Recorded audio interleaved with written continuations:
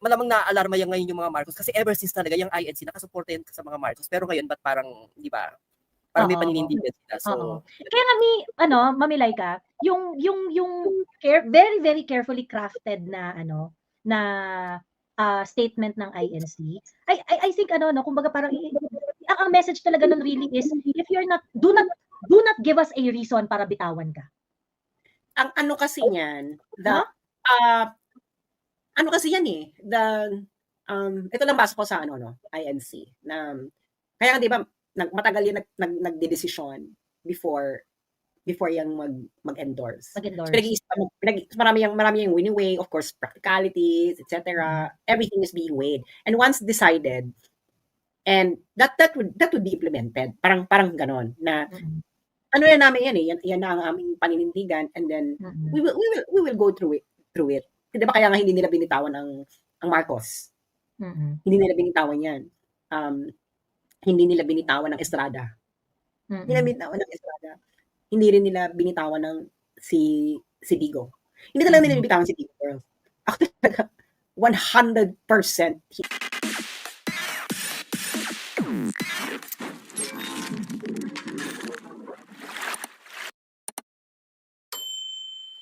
Kung ano, si Estrada nga na si Marcos Senior niya nga, saka si Erap na napatanggal lang EDSA, hindi nila binitawan. Si Digong pa kaya. Alam mo yun, na parang, kaya saka hindi rin naman kasi, wala rin silang dahilan kung bakit bibitawan. Hindi naman binastos yan ni Digong. Kung totoo pa yung sinabi ni De Garma na ang gustong pagkatiwalaan ni Digong diyan sa drug war, gusto niya ng iglesia kasi mapagkakatiwalaan sa pera. Di ba yung pagkakasabi, mapagkakatiwalaan sa pera. So parang actually, totoo yun. Di ba alam mo sa amin sa Sampaloc, yan ang stereotype sa mga iglesia. Oo, magaling sa finances. Hindi, mapagkakatiwalaan sa pera. Oo. Kasi matitiwalag ka sila because pagka nag-mishandle ka ng pera, matitiwalag ka. May ganyan sa amin noon na parang bakit tayo sa iglesia kasi yan pagkakatiwalaan niya sa pera. Kahit yung dati yung nanay ko yung mga empleyado, ay yung iglesia, diyan yung parang doon niya pagkakatiwalaan yung pera kasi nga iglesia. Ganun yung ka-stereotype sa kanila na parang kahit tayo sa iglesia kasi yung iglesia meron silang disiplinado. Ganyan ang kanilang stereotype.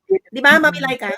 Kami nung bata parang, ay, iglesia yan, hindi yan nagsisinungaling. Sa inyong dalawa, ikaw ang sinungaling kasi siya at iglesia hindi yung mga ganun parang, kasi pag nagsinungaling yan, matitiwalag yan. Di ba ang batayan ang care?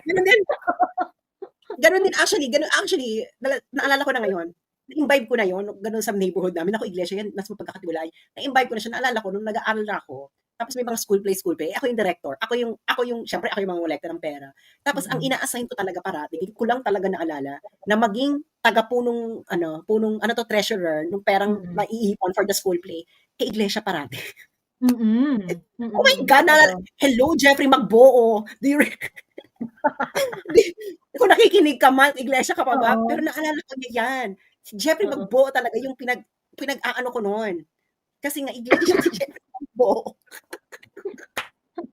Ano to yung meron akong natitang iglesia, gano'n. Meron kasi kaming, yung sa family, kasi big family kami. Tapos marami kaming mga ampon-ampon na mga yung adopted family member, ganyan. Dun sa extended family namin. Meron kaming parang extended family na iglesia. Ganon, iglesia siya. Tapos, basta natatandaan ko, pag pupunta ako sa bahay ng tita ko, masarap parati yung pamerienda niya.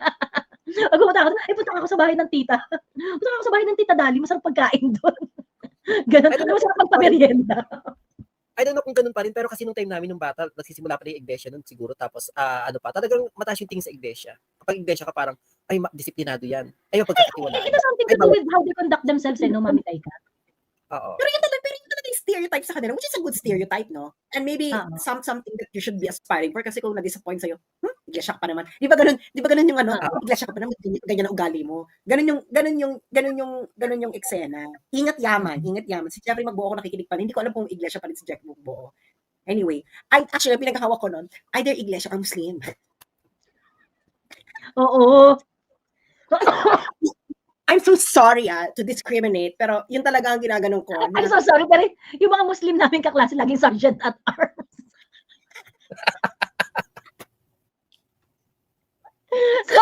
stereotype. Pero kasi parang, "Uy, you cannot mess with that guy, yung ano, yung Muslim. sergeant ano natin Muslim." Ako gano'n, na parang, ang ano ko nun, talaga naghahanap talaga ako. Binabase ko talaga sa religion kasi nga school play malaki yung pera, ako pa naman, bongga pa naman magpaka-school play, malaki akong maling sa mga magulang, na parang, "Naku, pondohan niyo 'to para ma-exempt yung mga anak ninyo," ganyan, sa final exam, ganyan. So, talagang ang ano ko talaga nun, sa may iglesia, kung walang iglesia, Muslim. So, I'm so sorry kung na-stereotype kayo, pero gano'n talaga ang panuntunan ko nun sa buhay nung bata ako. Bata pa po ako noon, so, gano'n talaga. So, parang, Kasi ganun kasi sa time natin na kinalakihan natin, kaya yun din nasusunod natin. Parang kami nun, parang pag, yung iglesia, ano yan, hindi yan magsisinungaling. So, ako din, ang perception ko, pag iglesia, dapat maayos ka. maayos ka, na parang may, parang gano'n yung eksena. But true enough, pag sila yung pinag-handle ko ng pera, ang ingat nila sa mga maresibo. Oo. May training sila sa ano may training sila sa church. May ano sila sa church may they live by this certain standard kung paano mag-handle ng mga kaperahan Pero nila. maganda kasi noon, yung nanay nung pinag-aano ko noon na pinag-iingat yaman ko noon sa mga school play namin. Ano siya, yung nanay niya, tinutulungan din yung anak niya. Kaya very neat yung, para talagang nanay talaga yung, parang nanay talaga yung gumawa nung neat, ganyan. Tapos, kung humingi ako ng report, may pera natin. Talagang, ano siya, talagang, ito na, ganyan. So, ano siya, very, very organized. So, talagang, hindi talaga siya, hindi mo talaga siya makukupitan. Alam mo yun? Hindi mo talaga siya makukupitan. In train up, ganun din dun sa, mga Muslim na students na pinag-iingat yaman ko. I'm sorry sa ibang relihiyon, pero that's how I stereotyped then. I was a teenager. Forgive me. So parang kung sinabi ni Duterte yun, talagang magigets mo talaga. Kasi si Duterte, syempre, matanda na rin. So parang ganun din yung kinalakihan ni Duterte noon na. Ibig na sa iglesia at sa pagkakatiwalaan yan. Ayun. Para kapag paniwala. But that statement of PRRD, I'm pretty sure magli-leave ng mark yun sa INC Kaya, makita mo malalim rin talaga yung relationship na for PRRD to speak so well of INC. Diba? At nakakaaliw, nakakatuwa. Yung rally ng INC, wala man lang nagpakitang Duterte, no? Oo. Di ba sabi ko nung before pa mag-rally, sabi ko sana wag pumunta si Sara para wag mabigyan ng kulay. Totoo. Tsaka parang masyado silang desente, no? Para makisaw-saw sa ganito, no? Para makisaw. Pero parang meron pumunta dun, sinugralis yata, may mga sana yung meron siya kasamang 4 na bodyguard. Oo. Gusto raw magsalita. Gusto umakyat ng stage. Ayun. Hindi siya pinayagan. Mapapahiya siya. Actually, sinasabi naman yun ng mga iglesia na parang, wag nyong, meron silang fair warning sa mga politician na, kung e-eksena kayo dito, wag nyo nang itry kasi mapapahiya kayo. Ganun. Si Nograles, gusto niyang umeksena, gusto niyang hindi siya pinayagang pumakyat sa stage. So, wala siyang napay. Siguro naman na-gets na ni Nograles, no? Gets niya na naayon sa kanya. Nakaakyat siya ng stage. Umakyat sa stage si Nograles, pero di pinagsalita. Gusto niya sana. Nakaakyat pala siya. Hindi pa na pinagbigyan pala, pero hindi lang pinagsalita. Hindi, para naman kasing, courtesy na lang, kasi nandyan ka na, anong pang gagawin namin? Alam mo yun, parang, di ba nakakaloka, yung alam ng lahat, in deep inside, na para doon sa politiko na yun yung rally, hindi umattend. Pero ikaw, nakalaban ng politiko na yun, umattend ka. Andun gawin 4 na balik ka, di ba? Pero alam mo, sayang si Carlo Nograles, na kung pwede niyang i-build yung political career niya ng mas decente kaysa sa ganito 'di ba? Na mas ang tawag dito na mas hindi niya kailangang magmukhang ganito kababa. Ganon. Ako kakaiba si Martin. Alam mo, marami siyang nabababoy. Alam mo, may mga politiko na parang okay naman 'to, ba't parang ganito? Parang nakakadiri na kung umasta. Dahil kay Martin. Parang ang galing ni Martin mag-corrupt ng ugali ng mga tao sa politika. Siguro it's either kasi pag hindi ka it's either are you with me or against me? Parang ganoon. Kaya takot din yung iba. So parang wala kang 777. Oo. Sabi nga ni Mayor Magano, wala kang 777. Pag di ka nag-agree wala kang 777. Mahirapan ka. Pag nag-agree ka naman sa akin, May premyo ka pa. So, saan ka pa lulugar? Pahirapan kita o premyohan kita. So, alam mo yung ang galing niyang mag-corrupt, nababago yung mga prinsipyo ng mga ibang politiko. Napapasunod niya. Check mo yung Facebook. So, ayun na nga. So, ang masasabi ko na lang dyan kay Carlos ay, ewan ko, parang, Manalo muna siya sa traffic. Manalo muna siya sa traffic. hindi kasi yung issue kasi niya, alam naman ng mga Davaoenyo kung bakit may traffic eh. Oo. So, parang it's not a winnable platform sa Davao, yung traffic. Alam mo yon? Dapat yung, I don't know kung ano pa yung mas winnable platform sa Davao City na parang, halimbawa ako, kakausapin ako na gusto makalaban ang kalaban ng Duterte sa Davao. And of course, if you're going to give an advice, it has to be honest, no? Otherwise, nabobulahan lang kayo dyan. So, isipin ko na, parang hindi magandang platform yung traffic. Kasi alam naman ng mga taga Davao kung bakit may traffic at hindi mo yan masosolve kasi mali talaga yung kalsada sa Davao. And alam naman natin ang kalsada ay hindi ito responsibilidad ng mayor. Ito ay responsibilidad ito ng DILG at national government. Yun yung parang humanap ka pa ng magandang platform. So, ano ba magandang platform? Trabaho. Hindi rin siya job ng mayor, Kasi, hindi rin siya job ng mayor. Kailangan lang gawin ng mayor para tilihin ang peace and order ng lugar in order for businesses to flourish. Kasi yun lang talaga yung pwedeng hawakan ng diretso eh. Kasi yung infra, hindi niya hawak yan. Yung garbage, kita mo, dapat nga, pwede nga basura, pero bakla parang, Davao ang basura, bang, hindi ka maralalo sa platform dahil hindi makalat ng Davao. Totoo. Linis sa Davao, Diyos ko. Linis sa Davao. Ang laki ng improvement ng traffic sa Davao kasi comparing Cebu, Manila, and Davao, matraffic talaga yung tatlong yan. Pero pinaka-list yung traffic ng Davao. Tapos nung last year ko na pumunta doon, ang laki ng improvement. Lalo na yung mga kalsada doon sa bandang tapat ng Seda. Ang lalaki ng kalsada. Parang EDSA na rin. May alam ko, Mamilay ka, may yung Davao City kasi, meron siyang decongestion plan. So, marami ng mga binubuksan ng mga roads, mga alternative roads kasi yung original na mga kalsada sa Davao, maliliit talaga. Lalo na papunta ka ng downtown. So ngayon, marami na silang mga ino-open na mga iba't ibang mga yung from airport tapos parang umikot ka doon sa bandang likod na dating parang subdivision yun or parang parang yung kabilang side na Oo. Kaya nagulat ako nung pumunta parang bakit ang bilis ko nandito na ako? Ay dumaan po tayo sa bagong daan. So parang na sila, it's not a winnable platform. Parang lang yan Makati, Binay. Sa ayon sa gusto nyo kay Binay. Paano mo tatapat yung ginawa ni Binay sa Makati? Di ba? Parang, actually, in fairness kay Carlo Nograles, may respect pa rin siya kay Digong. Kasi, bakit wala siyang sinasabi? Ay, nagnakaw ka dito, ganito. Kasi wala siyang sinasabi. In fairness kay Carlo Nograles, hindi siya pumunta ng dirty tactics ang ganon. Alam mo yun, hindi siya gumawa. Kasi pwede siya gumanon Pwede yan yung kasi nasa ngayon sa Congress issue, di ba? O nagnakaw kayo sa Davao, ganyan-ganyan. Di ba ganyan sa Congress ang nila? Hindi niya dinala. Hindi niya dinala. So, in fairness sa yung Carlos Nograles, alam ni Carlos Nograles yung totoo at hindi to. At in fairness din sa yung Mix Nograles, hindi mo pinatulan yon. Hindi pinatulan ni Mix Nograles, di ba? Yung issue na yun sa Congress. At least hindi siya nagsasalita. Hindi sila nagsasalita. Pagdating sa Davao, na hindi, ang ano lang talaga niya is yung confidential funds. Hanggang confidential funds lang talaga siya, saka yung imbiyer na kanya kay Pulong. Ganyan. Which is understandable dahil kalaban mo si Pulong Duterte. Pero in fairness sa inyo, hindi ka masyadong, sabi, it's too early to say wala pang campaign.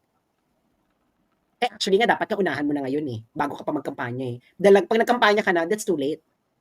Lalo na kung kalaban mo si Digong. Dapat inunahan mo na. Kahit gawin mo yan ng masisira ka ng lalo na traffic lang yung eksena mo.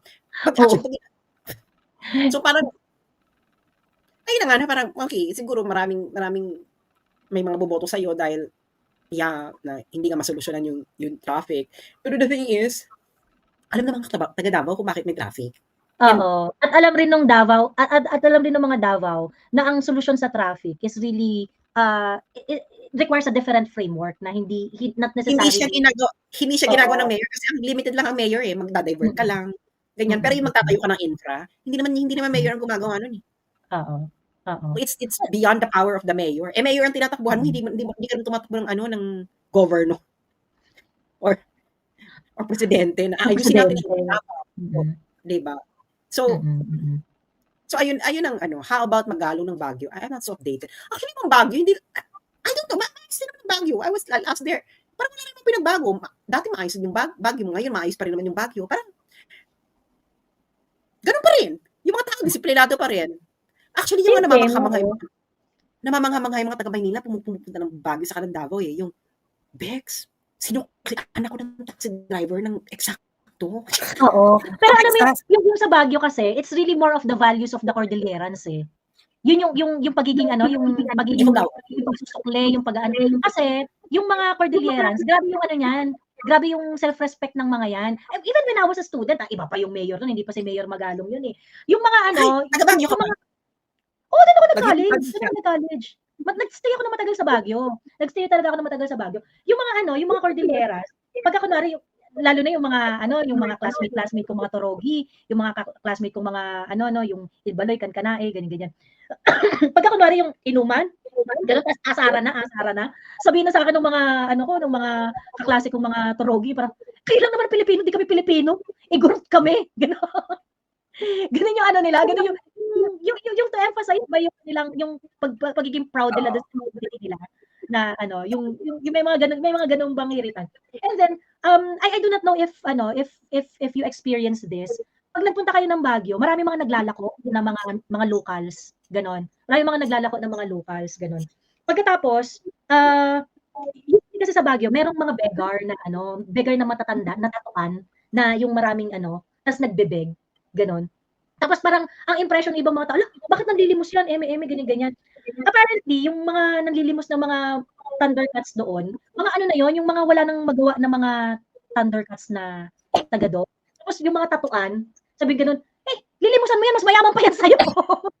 Lilimusan mo yan, mas mayaman pa yan sa'yo. Ganyan, in-explain sa akin ng mga kaklase kong local, ganyan. Pagkatapos, if meron kang mga makikita na parang mga middle age na looks like an igorota or tas nagbebenta ng alam mo yung mga bundle na mga gulay-gulay at saka yung mga peanut brittle, mga kung ano ganun. Ito ilang beses na nangyari sa ko to ilang beses ko na tong na experience, not for myself but dun sa mga dinadala kong turista sa Baguio. Kapag kunwari bumili ka sa kanila, pagkatapos yung sobra yung pera na binigay mo, na-offend sila. Yung sa limos, na-offend sila sa limos. Hindi sa kanila yun. Well, sasabihin nila, 200 lang po ito. 300 yung binigay nyo. Hindi, keep the change na. Hindi, ano lang to. Susuklian ka talaga nila. 200 lang to. Ganun din yung taxi driver. Yung mga taxi driver din. Sinabi ko na nga nagtrabaho na ako, ang trabaho ko, laging punta kung saan lugar ng Pilipinas. Nagulat ako nung pumunta ako sa Baguio sa Davao. Yung pagbaba ko ng sanay ako ng pag nagbayad ka ng taxi, lagi may pasobra, parang yun na yun. Yung hahapoy ka pa, yung sukli mo, naiwan mo yung sukli mo, ay taray, culture shock ako, binabalik yung sukli ko sa Davao sa Baguio. Actually, even Cagayan de Oro din, ganun din. Hindi, actually, karamihan talaga ng probinsya, very honest, pero kasi ang naranasan ko lang talaga ng Baguio, actually gusto ko lang tumira ng Baguio noon eh, nung iniisip ko, nung sabi ko, shit, gusto ko nga mag-aral na sa St. Louis. Sige, wala naman tumanggap sa akin para nun sa Manila. So, sabi ko, mag-Baguio na lang kaya ako sa St. Louis University, ganyan. Kasi nga, bongga naman sa St. Louis University yung legal management. Sa Baguio Foundation, Baguio Colleges Foundation. Sa Baguio Foundation. Kasi mga university sa Baguio. Baguio College. Sabi tayo sa... gusto ko pa naman malamig. So, fresh lang. Parang, tapos paglabas mo na amoy pine trees. Nung panahon kasi noon, ang bango-bango pa ng hangin sa Baguio. Ang strawberry at pine trees. Sobrang bango. Kaya di ba? Pangarap ko, kung mariredocate ako, gusto ko Baguio o kaya Cagayan de Oro. Tapos, ang mura-mura po ng rento sa Baguio noon. Ang mura, yes. Oo. Sobrang mura. Tapos, ang laki. Ang laki ng plane. Sabi ko, putang ina, ito na to. Ganito na to. Kaya nga sabi ko, kung may pupunta naman ako Baguio dahil for me. Hindi ako talaga gano'n. Kasi ako talaga ang fresh. So parang ang ganda mo daw. So, ako I think yung walang bias to or the hardest working Filipinos that I met are Cordillerans. Cordillerans talaga. Hardest working. Hardest working talaga ng mga tao. Tapos gusto ko lang doon kasi fresh parati yung pagkain mo kasi nga 'di ba doon nanggagaling yung karamihan ng gulay sa Manila, Oo. sa Baguio. So, pagkapitas parang sa mura-mura tapos naalala ko pa yun, alam mo yun sa hindi to Session Road, sa Ligarda Road, yung Star Cafe ba yun? Star Cafe ba yung tawag? Yung matagal na yun eh, institusyon na yun doon eh. Sa Session yon, Star Cafe. Star Cafe ba yung tawag? Star Cafe ba yun? Oo.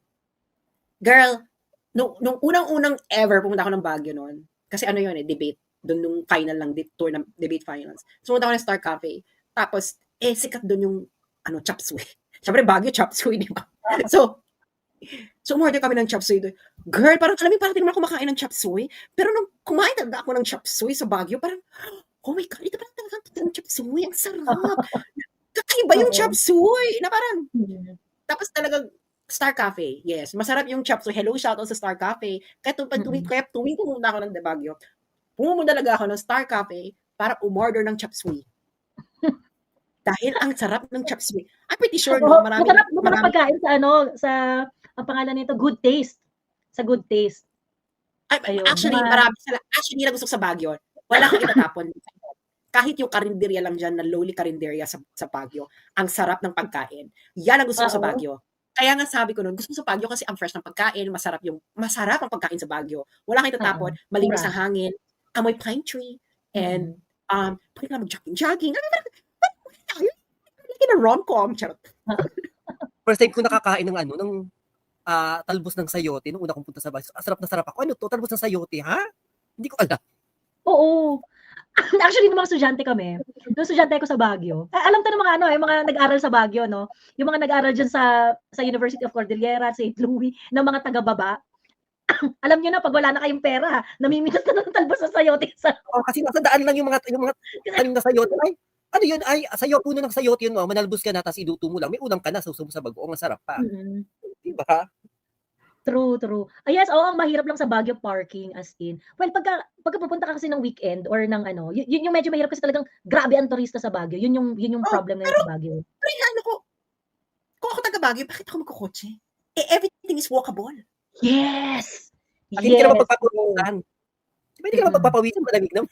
Everything is walkable. The last time I was there, I was just like walking everywhere. Kasi nga, lalo na ngayon, no, mas marami ng markers kasi nga mas marami ng establishment ngayon sa Baguio. Kasi nung unang panahon, puro lang talaga siya magkakamukha na lang talaga yung mga gilid-gilid at puro lang siya pine trees, pwede kang maligaw. Pero ngayon kasi may mga ang dami niya ng establishment na pwede mong gawing markers. Sabi ko, bakit ako kaya ako nung huling punta ko ng Baguio dahil may kaibigan pa ako nun sa Baguio.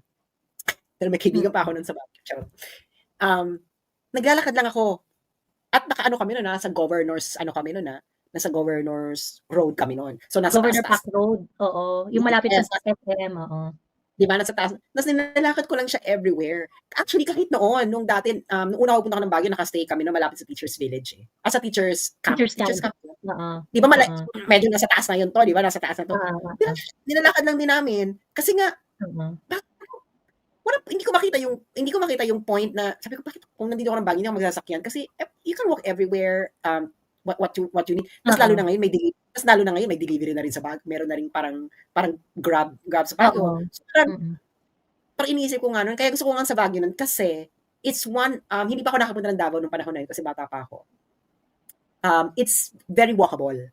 Kaya love ko siya. At yung mukha ko hindi siya ng parang mag-uuling-uling kasi hindi madumi yung hangin. Pero nung 2002 or 2000, kailan ba pumunta ng Davao? 2002, 2003. Nung pumunta ako, first time pumunta ng Davao City, ng 2003, sabi ko, oh shit, gusto ko na rin dito sa Davao. Kasi in Davao, walkable din siya. Sabi ko, ang ganda pa dito sa Davao. Kasi ang balita nun, maraming tinitegi dyan sa Davao, ganyan. Pero nung pumunta sa Davao, yung fairness, ang ganda pala ng Davao. So, pero yun. Kaya ang pagkain sa Davao. Actually, pagdating sa pagkain, between Baguio and Davao, mas gusto ko sa Davao. Really? I'm sorry mga Davaoenyo. Actually, magkaiba. Pag gulay-gulay, Baguio. Pag seafood, Davao. Lalo na yung putang ina, dyan yung masarap na manok. Yung anong brand yan sa Davao? Yung native na manok? Mga bakla, anong brand yung mga taga Davao? Anong brand sa Davao yung masarap yung lechong manok? Ipaalala niyo sa akin. Ano yun, yung doon sa may bypass yun eh. Yung parang yung favorite kainan ni PRRD. Tapos Penongs ba yan? Yung parang ang docs ninyo? Parang ganyan? Penongs. I forgot.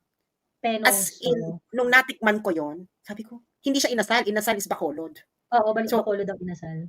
So, natikman ko yung lechong manok na yun sa Davao City. Sabi ko, ang sarap pala nito. Kulasas daw yung native. Oh, kulasas si Catherine yan sa barbecue eh. Hindi ko alam. I don't know. Tapos yun na nga, na parang, ang gusto ko naman kasi sa Davao City, pwede ka mag-bike. Kasi flat. Ang Baguio kasi, mahirap mag-bike kasi nga hilly. So, parang maglalakad ka talaga doon. At nakakapagod. Nakapagod. So, malalakarin mo na lang. So sabi ko sa Davao, you can. Pero totoo yun, nung estudyante ako, bihirang-bihira ako mag-jeep. Nilalakad ko talaga lahat. Sa Davao naman kasi masarap na pagkain na pag pumunta ko doon sa ano, yung sa mataas, nakalimutan ko na yung lugar, yung Jack's Ridge. Oo, yun, masarap tas mahal. Pangalawa, hindi ko talaga tayo sa Davao. Medyo masusungit yung mga tao pag taga Manila ka. Tingin sa'yo, pasaway. Tapos hindi ako nababastos. Kaya ayun ko na. Yung wala ka ng alauna sa daan, winawasiwas mo yung iPhone mo, may mga basketball players sa daan, tapos hindi ka man tinitignan. Ano itong mga to? Hindi ako pinabastos.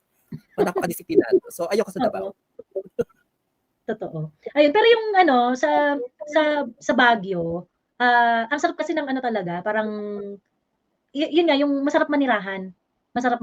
Kaya daming retirees dun eh. Sa Baguio. Ayan, pag gusto mo ng seafood, mga ganyan, Davao. Pagkain, mga ganyan-ganyan.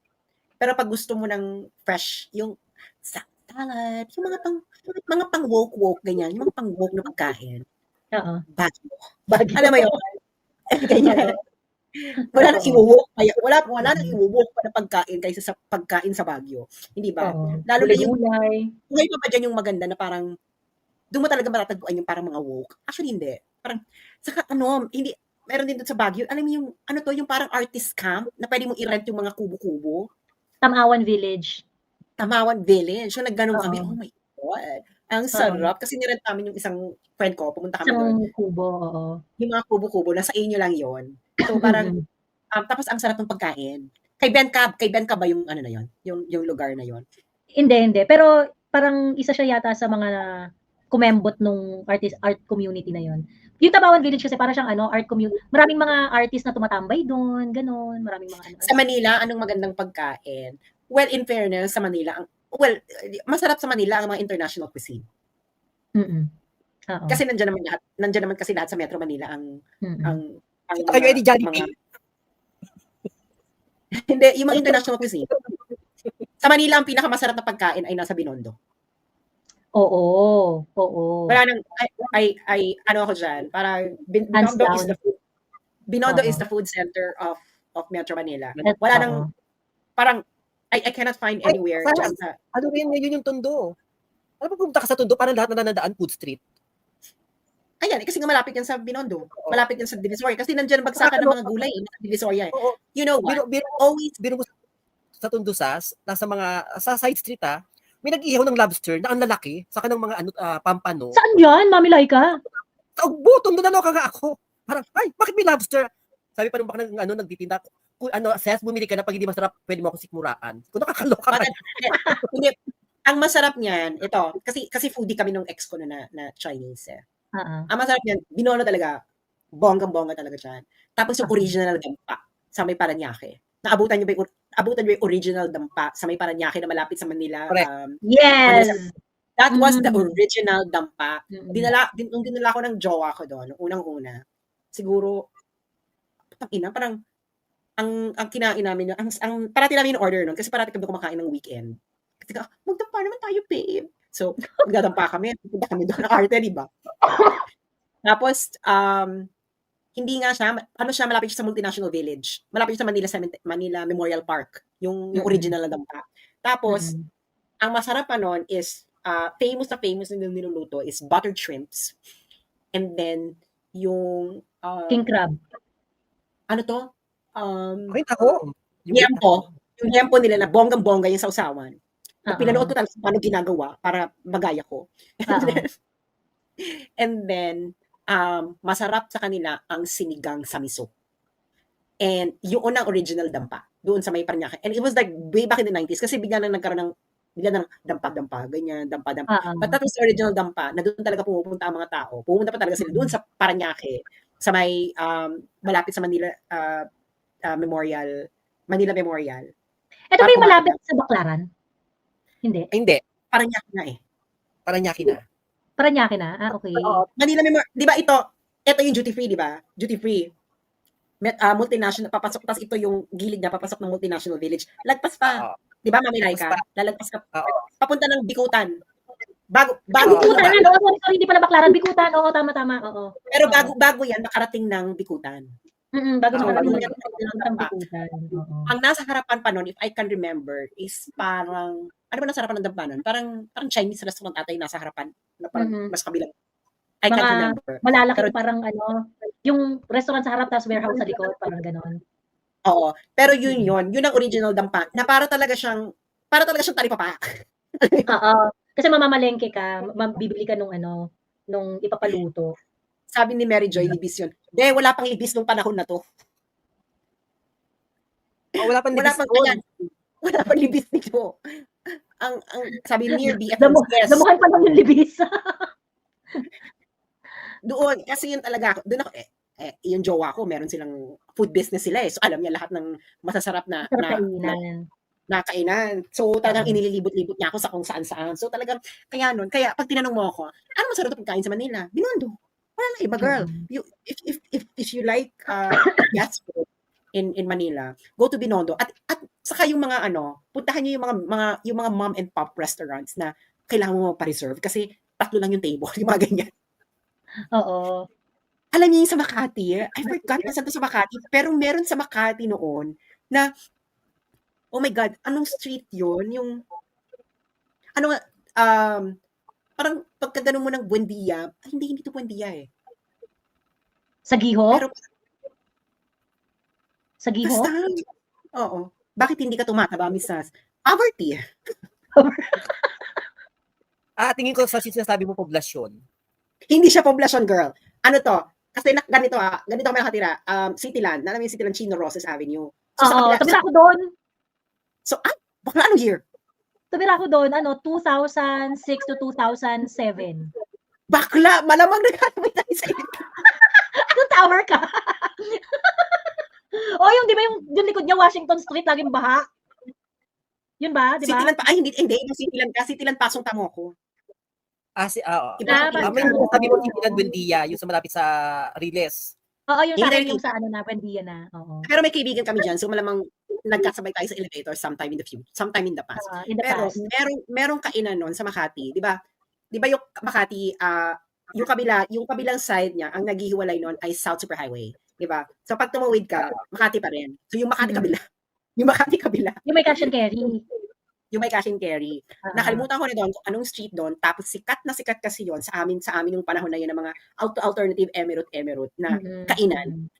Tapos kailangan mo magpa-reserve kasi parang lima lang yung table niya. Tapos siya, marami ng mga hole in the wall na kainan doon, no? Yes, tapos mom and pop lang talaga siya na Tapos pag pumasok ka nun, ang ganda-ganda ng ambiance kasi nga yung alam mo yung parang magkaiba yung siya, very very famous yon na kainan. Hindi siya B-side. It's not B-side. So nakalimutan ko ng panahon. My God, this was way back in early 2000. Mayapis yata. Mayapis ba? Buhay pa ba yun? Buhay pa ba yun? Wala na I can't remember bakla. I can't remember. Oo, hindi ko matandaan din yung pangalan pero natatandaan ko siya. Wala na yun ngayon. Di ba? Yung magpapa-reserve ka kasi nga lima lang naalala ko parang 5 lang ata yung table nila doon. Pero ang sarap ng pagkain. Oo. So parang ganun eh. Actually meron akong favorite nun na na Indian restaurant doon sa may Legazpi Village. Ganun din, yung parang 3 lang yung table niya. 3 lang yung table. The best Italian food in Manila is in Makati. Doon sa may yung pagmamay-ari, yung sa may Don Bosco. Anong tawag doon? Have you ever tried this? Parang ko na nga. Anong tawag dito yung sa may Don Bosco, sa may Makati, malapit sa Chino Roses Avenue. So, ito yung kanto niya. Tapos yung pinakamasarap, malapit sa Makati Cinema Square. Amici? Amici? Laki nyo na ngayon. Big restaurant siya ngayon. Girl, Chino restaurant na to ngayon eh. Noon talaga, lang talaga siya, sobrang liit. As in, sobrang liit Mm. lang talaga niya. Tapos pupunta ka dun sa Amici. Tapos Oo. kasi talagang ang sarap-sarap talaga niya. The Italian food Oo. In and fairness, yung masarap siya. gelato. May card pa ako niyan, eh. May ano pa ako niyan, eh, yung parang discount card. Yung Amici at Amici. yung isa pang masarap na Italian restaurant ay nasa Cubao. Alam mo yung ano, Cubao Expo? Yung Alam ko maliit, yan, nakainan ko yan, oo.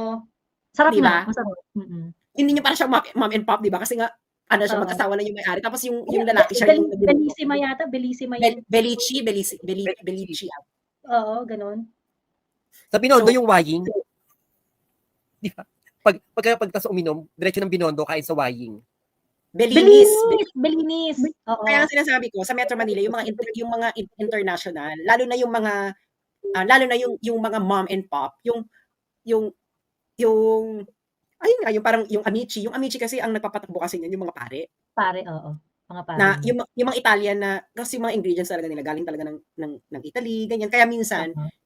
hindi sila pati yung sa Bellini sa ano sa Cubao galing talaga ng Italy yung mga Oo. ah, mga ingredients nila doon. Legit. Tapos Masarap sa Bellinis, oo.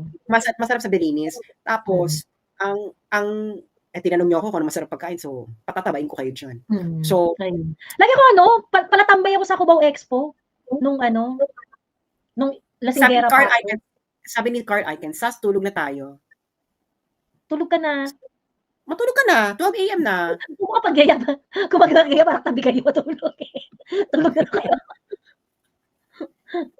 Pero yun na nga, so Binondo, tas yun nga hanapin niyo yung mga pagmamay-ari ng mga yung international cuisine, pero pag may-ari siya yung mga mom and pop, kasi dun talaga they pay attention so much to the food. Kaya nga yung mga pinupuntahan namin nun na international cuisine, Italian, tapos yung actually marami kaya yun yung mga syempre yung paano mo makakalimutan yung mga Ang pangalan nito yung sa may UP, sa ano, yung yung agimat. ano, ang tawag dito yung putya, ano ang tawag nito yung sa may UP Village. Agimat nga, di ba agimat yun? Oo. Hindi, may ano doon, eh, may favorite ako doon na Vietnamese na restaurant, eh. Ayun. Gubat? Hindi ba yan Gubat? Or Oo. sa Quezon City, maraming sa may Teachers Village, sa may UP. Marami dyan Maginhawa, yung sa may Maginhawa. Sa may Maginhawa, marami dyan masarap na hole in the wall. Diyan sa may malapit sa Kamuning, Kamya, saka sa may Anonas banda. Project 4. I don't know. Marami dyan. Alam mo yung Sharkies? Malapit sa Ozone. Masarap yung ano yun, mga parang inuman ng mga kabataan. Pero yung mga pulutan nila, yung mga sisig, yung mga masarap, crispy pata. Girl, hindi kasi ako matimog. Hindi kasi ako matimog. Ayun, sa Timog, Sharkies. Yan, bongga yun. Kung may ibang mga nakakaalam. Madalas, pag kumain ka pa, makita mo sila Aiko, sila Nakatabo. Sabi ni Evan, Trellis daw. Feeling ko mga taga-UP lang kumakain sa Trellis, eh. Sorry, Feeling ko mga taga-UP lang kumakain sa Trellis. Yan, masarap sa crispy pata. Yung hindi ko alam kung ano may mga chikinan, sogo, yung ano pa ba yung mga dati Victoria Court? Masarap yung crispy pata sa isa sa Victoria Court. Anito. Masasarap yung pagkain ng mga motel na yan. Masarap ang pagkain sa mga motel, actually, in fairness. Diyan umorder dati kami sa office, eh. Actually, ang masarap sa UP, yung loob mismo ng UP, yung isaw. Sino nga yung nag-iisaw dyan sa UP? Diliman? Si Mang Larry ba yan? Tapos di ba sumikat na yan, naging Larry's Isaw, nagkaroon pa yun sa food court. Nagkaroon pa kayo sa food court ng SM, eh. Actually, yan, saka yung isaw sa Baclaran. Yung sa tabi-tabi talaga siya. Kaya ang sarap kasi nung sa Baclaran kasi ina-adobo muna nila, eh. Yung bago nila iihaw, no? May flavor na. Sarap. Sabi ko, sarap, inadobo yung, masarap yung sa Baclaran. Yun nga, kaya rin siya masarap kasi nga, it's dirty, di ba? So, masarap talaga. True. Dahil sa kanyang dumi. Isaw sa ayun. Anyway, Topsy ni Vivian. Alam mo, hindi ko gusto tong Topsy ni Vivian. Alam mo, pinakamasarap na Topsy dog, I'm sure mag-a-agree dito si Mami Laika sa Espanya. Yung Helena. Sa UST area. Oo. Marami rin masarap na kainan din sa Espanya, no? Yan ang pinakamasasarap na tapsilugan dyan sa paligid ng UST, sa Espanya. Ayun. Anong cuisine sa Bulacan, Ate Jo? Ano, ang tawag dito, Valenciana. Valenciana. Pag pumunta kayo sa San Jose del Monte, maraming Valencianahan dito. Ayun. So yun, yun ang ano, yun ang masarap. May tumatawa. Valencianahan, ayan. Bakit Bulalo napunta tayo ang sa sarap. pagkain? Oo nga, napunta tayo sa pagkain eh. Rodix sa UP, may masarap na tapsilog. Oo, yung tapsihan sa ano, yung Rodix sa Hindi. tapsihan. Sarap. Alam mo, kung nauso noon yung social media, kung yung social media noon, siguro yumaman na ng bonggang-bongga yung mga kinakainan noon. Kasi itong kay Oo. Diwata, I'm pretty sure itong kay Hindi Diwata masarap. will pale in comparison.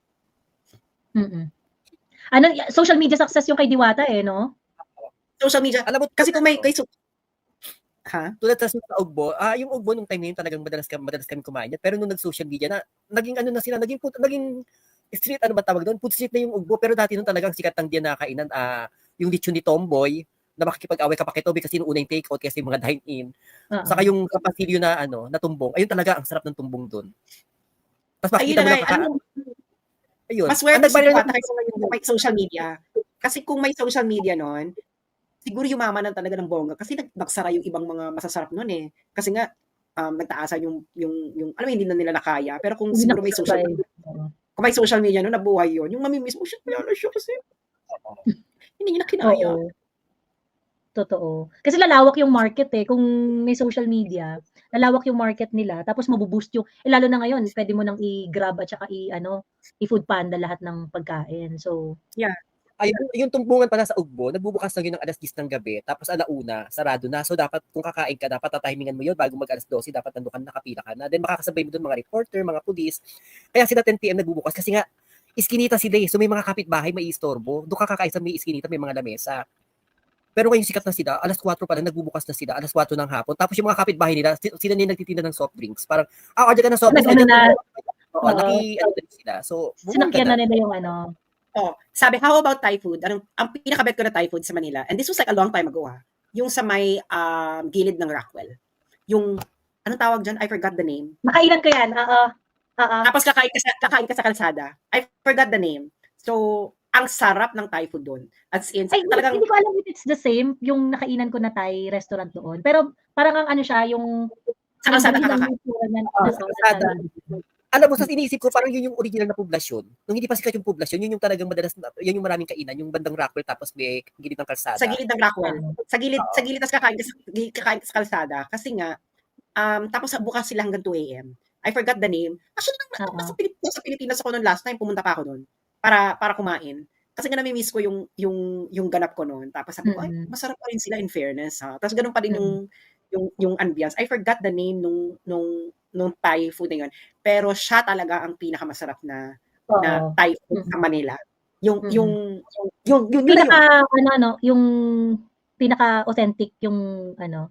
Oo, yung tipong, kasi Thai talaga yung may-ari nun eh. Tapos Thai din yung, parang Thai din yung nagluluto. Oo, tapos galing din Thailand yung ingredients nila. So, parang rin nasa Thailand. So, yun yung alam mo, hindi ako makahanap dito ng masarap na tom yum, yung talaga authentic na parang pag nasa Thailand ka kakain ng tom yum. Hindi ako makahanap dito. Doon! Sa ano?